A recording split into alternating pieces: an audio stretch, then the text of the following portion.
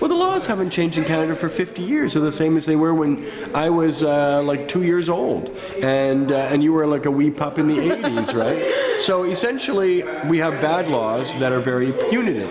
But we've won in court so many times that it's allowed people to grow medical marijuana at home. It's allowed the government to force licensed producers to produce marijuana for people with medical permits.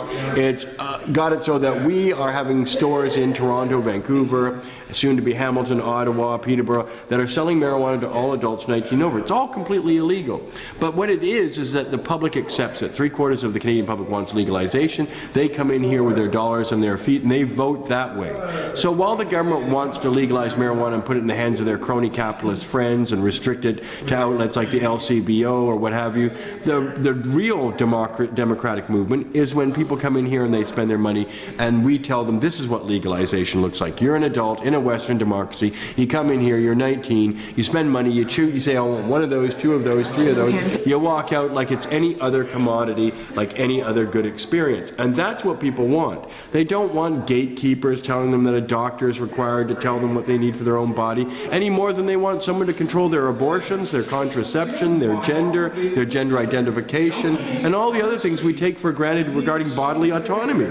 So we provide an outlet for people to exercise their bodily autonomy. You put marijuana, our marijuana, which is the best marijuana you can get in Canada. It all comes from British Columbia. We don't buy anything from Ontario, because Ontario doesn't produce marijuana because of the water out of Lake Ontario. It's recycled 18 times through the Greater Toronto Area Metro water system. That water is just not as good as British Columbia water. So all our marijuana is imported at an extra expense, an extra risk, because our shops sell the best marijuana you can get, and Canadians love it, and they support us with their dollars and their money, and that is what legalization looks like. And it's just that long. It's a paragraph.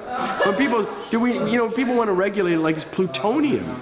It's not harmful. Water in Walkerton, Ontario has killed more people, 8 exactly, than marijuana has killed in this country in 100 years.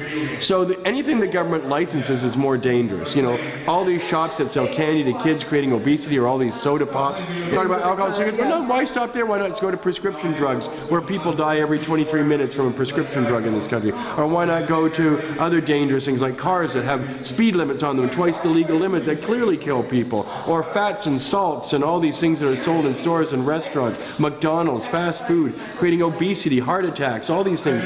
We license every last one of them without regard. And then there's the other crazy regulation. When they do finally regulate them, like in Vancouver, we're required to be 300 meters away from any competition. Can you imagine if you applied that to coffee shops?